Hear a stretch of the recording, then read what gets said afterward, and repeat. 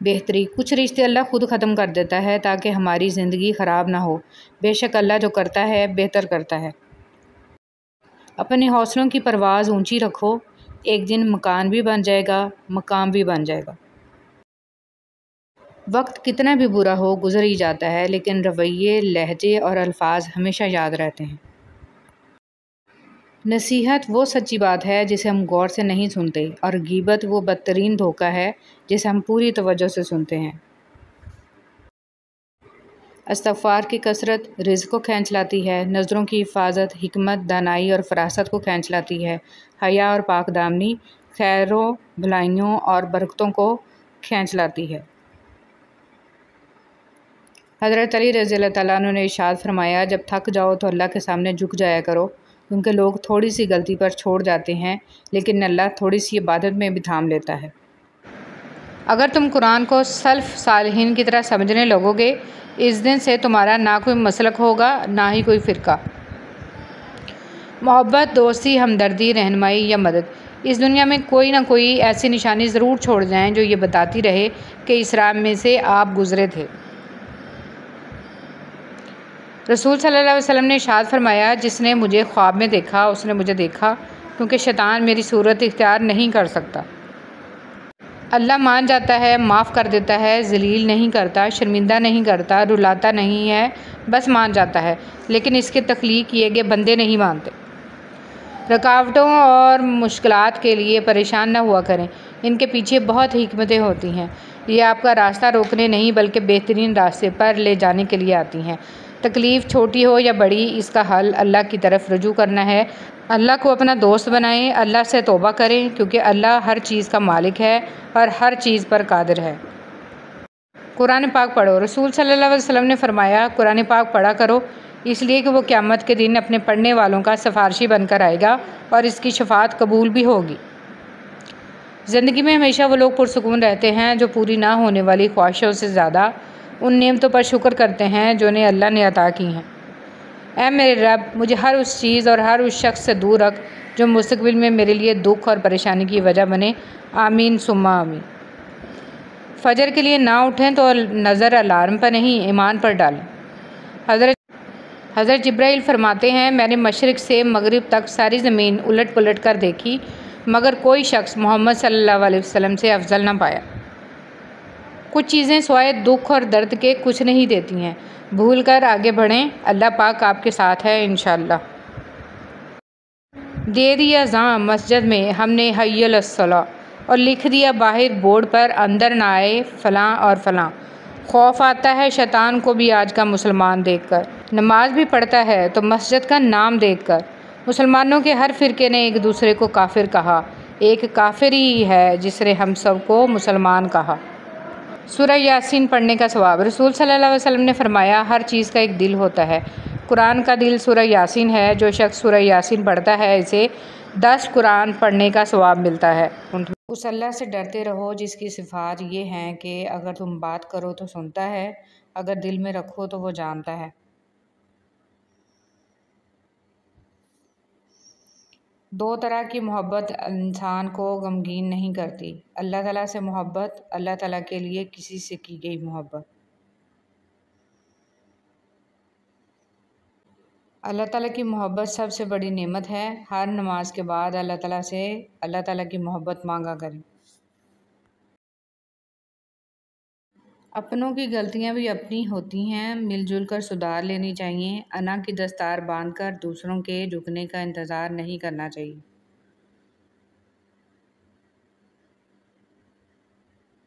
रसूल सल्लल्लाहु अलैहि वसल्लम ने फरमाया, जो भी मुसलमान अपने भाई के पास पूछते इसके लिए दुआ मांगता है तो फरिश्ता कहता है कि तेरे लिए भी इसी तरह हो। रसूल सल्लल्लाहु अलैहि वसल्लम ने इरशाद फरमाया, तुम मेरे बाद दुनियावी मामलात में हक तलफी देखो तो सब्र किए रहना यहाँ तक कि तुम मुझसे मिल जाओ, और तुम्हारे मिलने का मकाम हौज़ कौसर होगा। अल्लाह ताला से ताल्लुक़ तो ऐसे होना चाहिए जैसे माँ से होता है। थक जाओ तो उसकी गोद में सर रख दो, परेशान हो तो उसके आगोश में सर रख कर कहो, मुझे थपक माँ, तेरी थपक में पता नहीं क्या जादू है कि सारे दुख दूर हो जाते हैं। बचपन से यही सुनता आया हूँ कि दाढ़ी रखना सुन्नत है, पर मैंने कभी किसी को ये कहते नहीं सुना कि सच बोलना सुन्नत है, वादा निभाना सुन्नत है, हमसायों के हकूक़ का ख्याल रखना सुन्नत है, नाप तोल में कमी बेशी ना करना सुन्नत है, किसी से बदसलूकी ना करना सुन्नत है, हल्के खुदा की खिदमत करना सुन्नत है। वो तकलीफ़ भी रहमत है जो दिल पे गुज़रे और हमें एहसास दिलाए कि अल्लाह से बढ़कर कोई हमारा एहसास नहीं करता। क्या अल्लाह ताला अपने बंदों को काफ़ी नहीं? दिल में खोट हो तो दुआ, अदा और मोहब्बत तीनों रास्ता बदल लेती हैं। जब बंदा मुखलिस हो तो इज़्ज़त मेरा रब देता है। फरमान अमीरुल मोमिनीन हज़रत अली रज़ियल्लाहु तआला अन्हु, अगर रिस्क अकल और दानिशमंदी से ही मिलता तो जानवर और बेवकूफ़ ज़िंदा न रहते, भूखे मर जाते। नेक औरत अपने खामन से पहले जन्नत में जाएगी, जन्नत की हूरों से 70 गुना ज़्यादा हसीन होगी।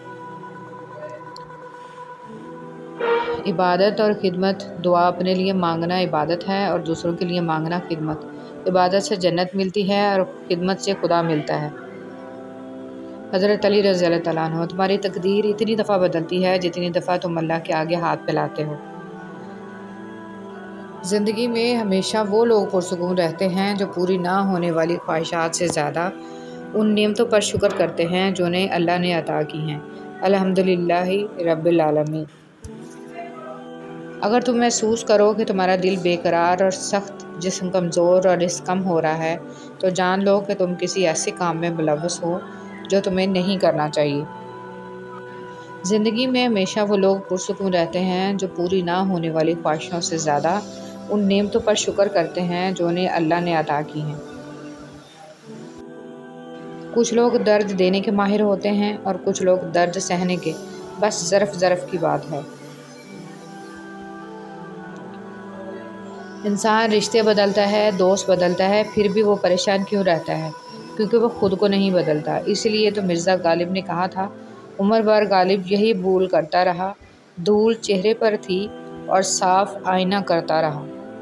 एहसास क्या है? दूसरों की तकलीफ़ को अपनी तकलीफ़ समझना। कुछ लोगों को पता ही नहीं चलता कि इनके कुछ फ़ैसले फासलों का सबब बन जाते हैं। रेशम जैसे लोग हैं हम, उलझन में ही रहते हैं। तख़य्युलात का भी बड़ा फ़ायदा है। बंदा जिसे चाहे अपने पास बिठा सकता है और जब चाहे किसी के पास से उठकर जा भी सकता है। मोहब्बत अल्लाह से हो तो मज़ा देती है, ना खौफ है जुदाई का, ना ख़तरा बेवफ़ाई का। उस अल्लाह से डरते रहो जिसकी सिफ़ात ये हैं कि जब तुम बात करो तो वो सुनता है और अगर दिल में रखो तो वो जानता है। हज़रत अली रज़ियल्लाहु तआला अन्हु। जो शख्स तुम पर गुस्सा करे मगर फिर भी ताल्लुक़ ख़त्म ना करे, वो बुरे वक्त में तुम्हारा सच्चा साथी है। हज़रत अली रज़ियल्लाहु तआला अन्हु। मसरूफ़ ज़िंदगी नमाज को मुश्किल बना देती है, लेकिन नमाज मसरूफ़ ज़िंदगी को भी आसान बना देती है। के बराबर भी हों तो माफ़ हो जाते हैं। सुभान अल्लाहि व बिहम्दिही, पाक है अल्लाह अपनी खूबियों समेत। रसूल सल्लल्लाहु अलैहि वसल्लम पर दरूद आप खुद नहीं पढ़ते बल्कि आपको चुन लिया जाता है। आपकी आवाज़ का सुना जाना भी दर रसूल सल्लल्लाहु अलैहि वसल्लम की हाज़िरी के बराबर है। ख़ातमुन नबीयीन मोहम्मद सल्लल्लाहु अलैहि वसल्लम। हज़रत अली रज़ियल्लाहु तआला अन्हु ने फरमाया, दुनिया का सच्चा होने की दलील मत दो, बस यही सोच रखो कि अल्लाह सब जानता है। पसंद और मोहब्बत। एक बुज़ुर्ग से किसी ने पूछा, पसंद और मोहब्बत में क्या फ़र्क है? बुज़ुर्ग ने जवाब दिया, आप एक फूल देखते हो, इसे तोड़कर अपने पास रख लेते हो, ये पसंद है। अगर आप इस फूल को रोज़ाना पानी देते हो और इसका ख्याल रखते हो तो ये मोहब्बत है। फरमान मुस्तफ़ा सल्लल्लाहु अलैहि वसल्लम, रहमत आलम सल्लल्लाहु अलैहि वसल्लम ने फरमाया, जो शख्स मुझ पर दरूद पढ़ता है, सातों ज़मीनों आसमान की हर चीज़, चरिंद परिंद शजर हजर इसके लिए दुआ करते हैं। खूबसूरत बात। एक बुज़ुर्ग से किसी ने पूछा कि इबादत करने के लिए बेहतरीन दिन कौन सा है? बुज़ुर्ग ने कहा, मौत से एक दिन पहले। इसने हैरत से कहा कि मौत का वक्त तो मालूम नहीं। फरमाया, तो फिर ज़िंदगी के हर दिन को आखिरी दिन समझो। कुन फ़यकून। कभी कभी हम हार जाते हैं, ज़िंदगी हर पल थका देती है, बेबसी होती है और हम होते हैं। तकलीफ़ें, अज़ियतें और गम पहलू ब पहलू हमारे साथ साथ बनते जाते हैं। अल्फाज कहीं खोकर खामोशियाँ थमा देते हैं और फिर इन सरगोशियों और खामोशियों में दिल चाहता है कि रब बस सुन ले और हमारी दुआओं को कुन से फ़यकून कर दे। मौजा क्या है? क्या ये मौजज़ा नहीं है कि अल्लाह ने अरबों की आबादी में तुम्हें खुद से करीब होने के लिए चुना है? क्या ये मौजज़ा नहीं है कि अल्लाह ने इस गाफिल दुनिया में तुम्हें सजदे के लिए चुना है? क्या ये मौजज़ा नहीं है कि रात की तारीकी में अल्लाह ने तुम्हें तहज्जुद की लगन लगाई है? क्या ये मौजज़ा नहीं है कि अब अल्लाह से मिलने के बाद तुम वो नहीं रहे जो पहले कभी हुआ करते थे?